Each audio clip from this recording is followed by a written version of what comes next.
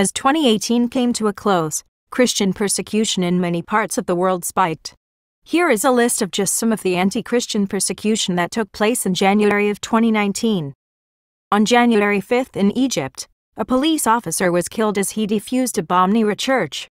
This came 2 days before Christians were to celebrate Coptic Christmas at the church. Later that month, 4 churches in the country were forced to shut down after a mob of over 1,000 protesters attacked the premises. A Christian man was also kidnapped by militants in the Sinai after his faith was discovered. Also in Egypt, a Sudanese convert from Islam was kidnapped and tortured. In India, reports state that at least 25 violent attacks against Christian communities took place over the Christmas holidays, with Hindu extremists attacking dozens of Christians and even dragging pastors through the streets. On January 9th, Hindu radicals tore down a church in southern India because the way it was built violated Hindu principles. More than 100 churches were torn down across the country last year. In the People's Republic of China, a church in Shaanxi province that had 50,000 congregants was shut down and demolished. News also came out about Chinese officers demanding churches to remove the first commandment, "Thou shalt have no other gods before me."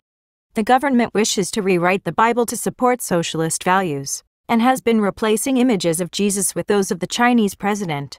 There are also reports that children and students are being banned from visiting churches, and those who do have their names reported to the government, and risk losing points on their social credit. In Laos, several Christians were arrested because, quote, "Christianity is the religion of Europeans and Americans." In Vietnam, several ethnic Hmong Christians were beaten and arrested for refusing to worship a statue of the Buddha. In Indonesia, a mob forced their way into a church on January 13th. In Nigeria, the mother of Leah Sharibu begged for Christians to continue praying for her daughter. The schoolgirl was kidnapped by Boko Haram last year, and is being kept as a captive because of her refusal to convert to Islam. In the Central African Republic, 13 were killed, including a pastor, by Fulani herdsmen. On January 24th, 2 Christian villages were attacked in Cameroon by Boko Haram, with 190 homes destroyed and churches damaged. In Ghana, a church was attacked after Reverend Owusu Bempah predicted that the country's national chief imam would die this year. In Uganda, Christians were beaten for praying and a church was torn down. A mother and daughter were driven from their home for leaving Islam and converting to Christianity.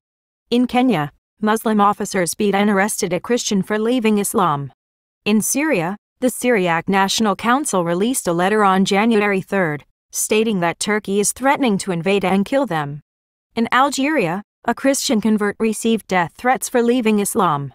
He also lost his job, and his wife took his 2 daughters away from him, refusing to let him see them. On January 28, a tent erected in a churchyard for Christian worship was shut down. The church itself had already been shut down last year. In Iran, dozens of Christians were imprisoned for their faith. 2 others who were imprisoned for discussing Christianity were ordered to renounce their faith in exchange for freedom. Both refused. In Pakistan, news came out that there are nearly 200 cases of Christians currently on blasphemy charges, with Asia Bibi's case being merely one of many. Meanwhile, Asia Bibi was forced to remain in hiding as Islamists searched the country door to door calling for her death. In Bangladesh, a Christian family was threatened with death and forced to flee their home for leaving Islam. In the UK, a Pakistani Christian man named Asher Sampson was deported back to Pakistan, where he reportedly now faces torture and death threats for his faith. In Germany, an Iraqi Christian migrant was killed by a Syrian for having a relationship with the Syrian's sister. In North Korea, reports came out that up to 60,000 Christians are being contained in concentration camps. Christianity is banned in the country, and the nation's estimated 400,000 Christians are forced to keep their faith hidden. In January, and in the Philippines, 2 bombs exploded at the Roman Catholic Cathedral of Our Lady of Mount Carmel, killing 20 and injuring 102. The attack was carried out by ISIS affiliates in the mainly Muslim region of the Philippines, and came a week after the creation of the Bangsamoro Autonomous Region. Open Doors' World Watch List was released. It reveals the 50 worst countries to be a Christian in 2019, and what kinds of persecution our brothers and sisters face in these countries. The news from this year was shocking, with persecution dramatically increasing since last year. The report reveals that 245 million Christians face extreme levels of persecution.